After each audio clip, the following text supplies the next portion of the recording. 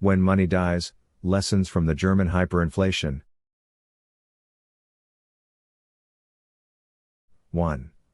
The setup. Before World War I, the German mark, Italian lira, and French franc were roughly equal. 4 bought $1. By the war's end, the mark slid to 7.5 per dollar. 5 years later, that same egg would cost 500 billion marks. So what does that actually mean? It means a whole currency collapsed. Germany scrapped its gold-backed mark for a paper one, expecting victory and reparations to cover the cost. Instead, they lost. France demanded 154 billion gold marks, and paper money wouldn't cut it. Footnote. Hyperinflation began when Germany abandoned gold, printed paper marks, and lost the war it expected to win.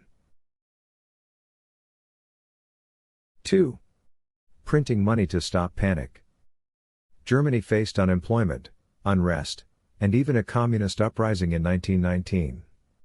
Their solution was simple but deadly: print money to keep everyone working.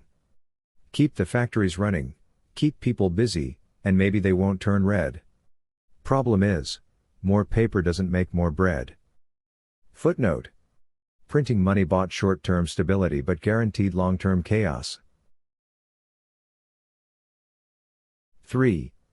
Winners and losers. The middle class, the doctors, lawyers, clerks, were crushed. They held war bonds that turned into wallpaper. Unions did better by striking constantly for higher pay. Skilled mechanics could out-earn factory managers. Farmers were the real winners. They lived off the land, raised prices daily, and used worthless paper to buy real goods or pay off debts. Landlords did so-so. Rent caps hurt, but inflation wiped out their mortgages. Foreigners with hard currency had a field day. $1 American could cover a wild night out in Berlin for a group of friends. Footnote. Inflation punishes savers and wage earners but rewards those holding real goods or foreign currency. 4. Assets under fire. Real estate helped, if you could hold on. Stocks rose in paper terms but collapsed against gold. A bank's dividend shrank from 25 million gold marks in 1913 to 1.5 million by 1922. At one point, Mercedes stock was worth less than the price of 327 of its own cars. Gold, silver, and even coal became money. Barter ruled. A chain link of gold bought groceries. A lump of coal bought a movie ticket. Footnote. Assets tied to real value, land, metals, fuel, outlasted paper promises.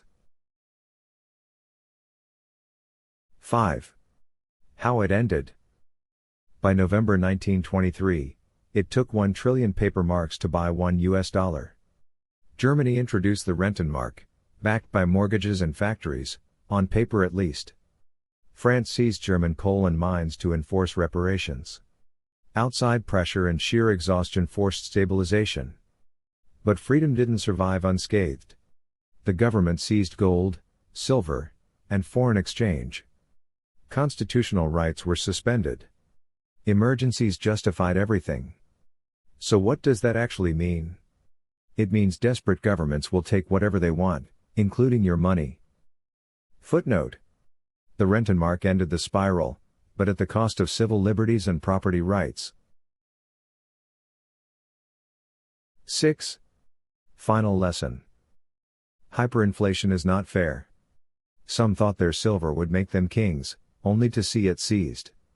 The book When Money Dies put it best: in collapse, potatoes matter more than silver, pork more than pianos, warmth more than honor, food more than freedom.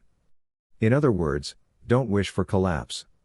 It's ugly, unpredictable, and humbling. Footnote. In hyperinflation, survival basics outrank wealth, titles, and ideals.